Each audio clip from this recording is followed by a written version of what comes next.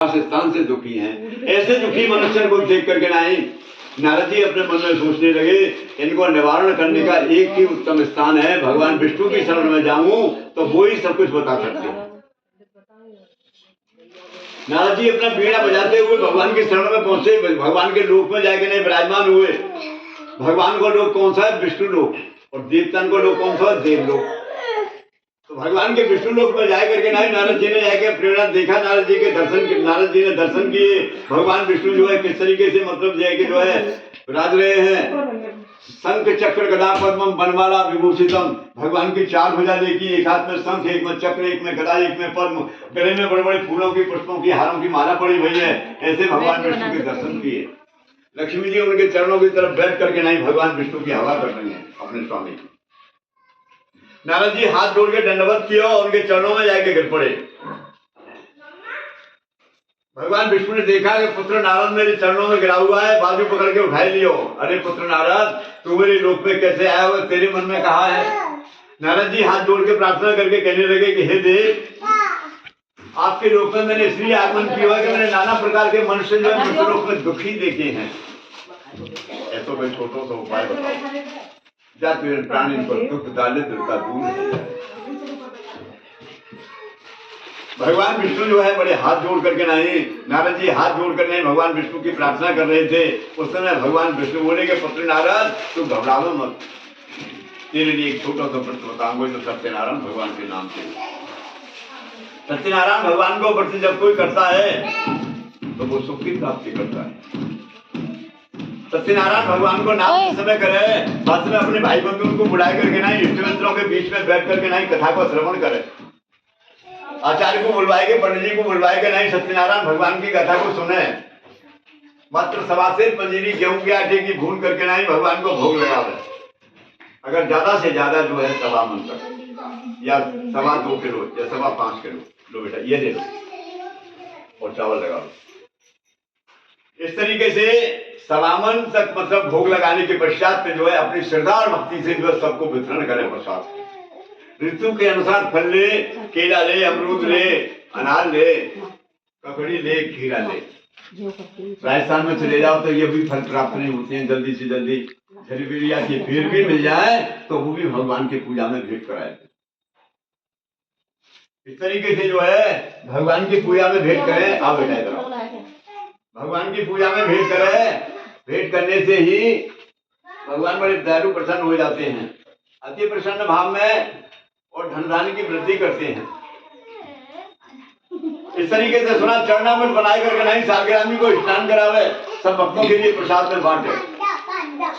ऐसा करने से ही मनुष्यों की मनोकामना पूर्ण हो जाती है। विशेष से कलयुग सत्य पूजा फलप्रदा, विशेष करके कलयुग में भगवान को प्रसन्न करने के लिए यही सत्यनारायण भगवान की कथा आपके समक्ष।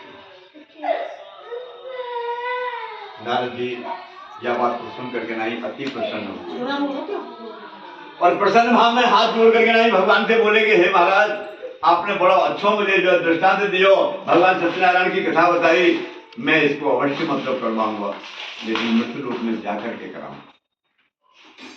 भगवान की चरण स्पर्श किए और चरण स्पर्श करके नहीं नारद जी वहां से चल दिए। सत्यनारायण प्रथमोध्याय बोलो हरे नमः, बोलो सत्यनारायण भगवान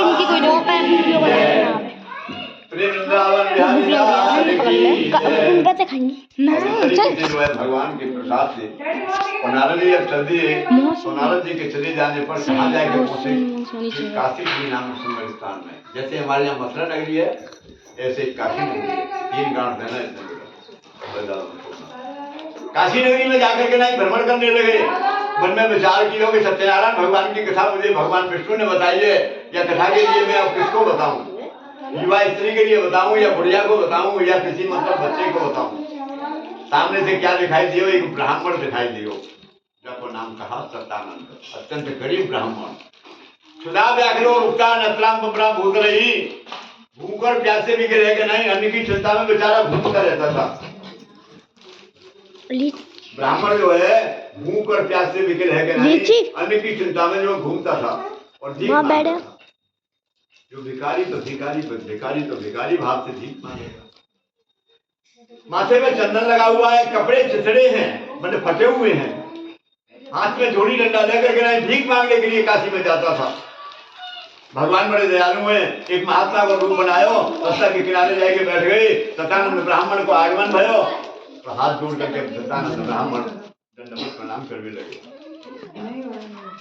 सतानंद ब्राह्मण को देख करके नहीं, भगवान बड़े दयालु हैं, बोले बेटा अरे सतानंद, भगवान तो घटघट के वासी है, नाम लेकर के पुकारा, अरे सतानंद तो रोजाना इस तरीके से भीख मांगने के लिए कहाँ जाता है, तेरे मन में कहा है? सतानंद ब्राह्मण हाथ जोड़ करके बोले, महाराज मैं अत्यंत गरीब ब्राह्मण हूँ, अहम भिक्षार्थम वैवीनम, मैं भीख मांगने के लिए मैं काशी में जाता हूँ, और काशी में जो भिक्षा में मुझे दान प्राप्त हो जाए, मैं दान को लाने के पश्चात अपने परिवार को मैं पालन करूँ। सतानंद ब्राह्मण की वाणी से या शब्द को सुन करके नहीं, भगवान तो बड़े दयालु हैं, महात्मा को रूप बनाए करके नहीं बैठे, कहने लगे सतानंद तुम सत्यनारायण भगवान की कथा कराओ, तुम्हारा कल्याण हो जाएगा, तुम्हारे घर में धन की वर्षा होगी। सतानंद ब्राह्मण हाथ जोड़ करके नहीं, कहने लगे महाराज मैं इतना दीन हूं, मैं दुखी हूं, मैं नित्य प्रति भीख मांगने के लिए काशी में जाता हूं, भिक्षा में मुझे दान मिल जाए, बदलाने के बाद मैं अपने परिवार को पालन करूं, मेरे पास तो इतना द्रव्य नहीं है, मैं सत्यनारायण भगवान की कथा कैसे कराऊंगा, इसमें धन की जरूरत पड़ेगी, वस्त्र की जरूरत पड़ेगी, मेवाओं की जरूरत पड़ेगी, फल की जरूरत पड़ेगी, मेरे पास तो कुछ भी नहीं है। ऐसे करके जब बताया तो सतानंद ब्राह्मण को देख करके नहीं, भगवान ने पूरे ब्राह्मण को जो रूप बना रखे तो कहने लगे सतानंद तो घबरा में मत, रोजाना भिक्षा मांगने के लिए काशी में जाता है, 10-5 दिन जो भिक्षा में दान में मिले बस रोजाना इकट्ठा करके नहीं, और 10 दिन के पश्चात में जो बाजार में जाके पके तेला घी दूध मेवा मिष्ठान सामग्री खरीद करके लाने के पश्चात में जो अपने घर में आना, पंडित जी को बुलाए करके नहीं भगवान सत्यनारायण की कथा कराना, मात्र 1.25 पंजीरी गेहूं के आटे की भुनवाई करके नहीं भोग अर्पण कराना, और अपने परिवार को सबको बुलाए करके नहीं उनके बीच में बैठ करके नहीं सत्यनारायण भगवान की कथा कराना, तेरा कल्याण हो जाएगा। सतानंद ब्राह्मण की समझ में आ गई, हाथ जोड़ करके नहीं चरणों में स्पर्श करने लगे हो और चरणों में पड़ गए हो। जैसे ही चरणों में पड़ने के पश्चात जो ऊपर उठा के अपना सिर देखो तो वहां कोई दृश्य दिखाई नहीं दिया।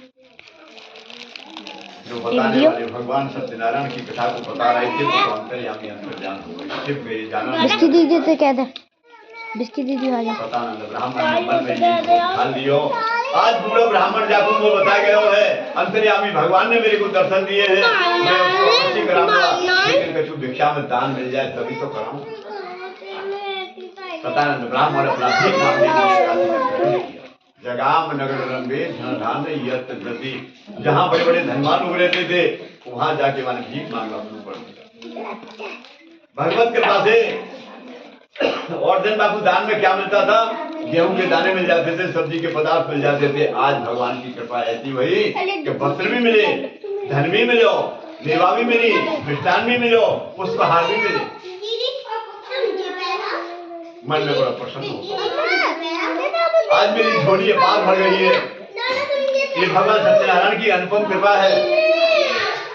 मन में प्रसन्न होने के बाद फिर वहां से जब जो नगर से चलने लगे तो ग्रीष्मकालीन गर्मी को समय पसीना पसीना में लथपथ हो गए। गृहिणी बात देख रही थी, चौखट पे बैठी हुई थी अपने प्रधानमंत्री पंडित जी के घर से कि मेरे स्वामी अभी लौट करके नहीं आए हैं, अगर भिक्षा में दान में कुछ प्राप्त करा के लेके आए तो मेरे बच्चे सभी भूखे हैं, मैं बच्चों को कुछ खिला सकता।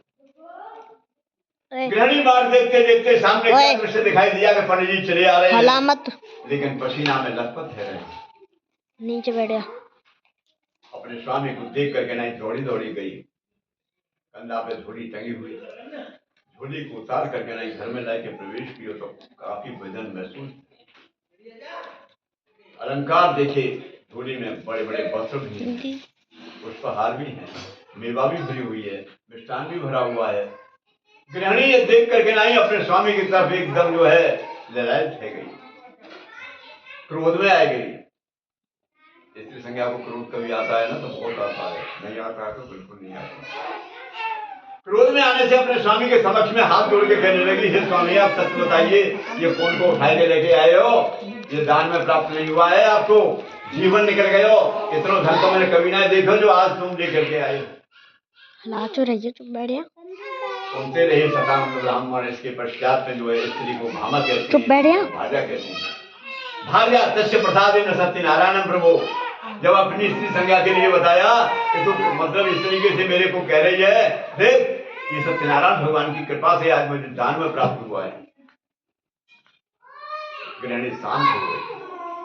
दोपहर को समय निकल गयो, संध्या वंदन किए, धुले हुए वस्त्र पहने और अपने गृहिणी को बता दिया गया कि पड़ोस में जाकर के नहीं सबको बता के आना, आज हमारे घर में भगवान की कथा होगी। गृहिणी जाती है सबको बताने के लिए, और मैं पंडित जी के आश्रम में जाकर के नहीं बता के आऊंगा कि आज हमारे सत्यनारायण भगवान की कथा करने के लिए संध्या के समय आपको आना है। पंडित जी के आश्रम पे जाकर के नहीं दंडवत प्रणाम कियो। सतानंद ब्राह्मण ने बताया कि पंडित जी आज संध्या बेला के समय सत्यनारायण भगवान की कथा करने के लिए आलो है। पंडित जी बड़े प्रसन्न हुए। संध्या को समय भयो, अपनी पोथी लेकर के नहीं सतानंद ब्राह्मण के यहाँ जाकर के नहीं भगवान की कथा की। और कथा के सुनने के पश्चात में जो है जब भगवान की आरती हो गई तो एक एक दोना प्रसाद जो है सबको वितरण किया गया।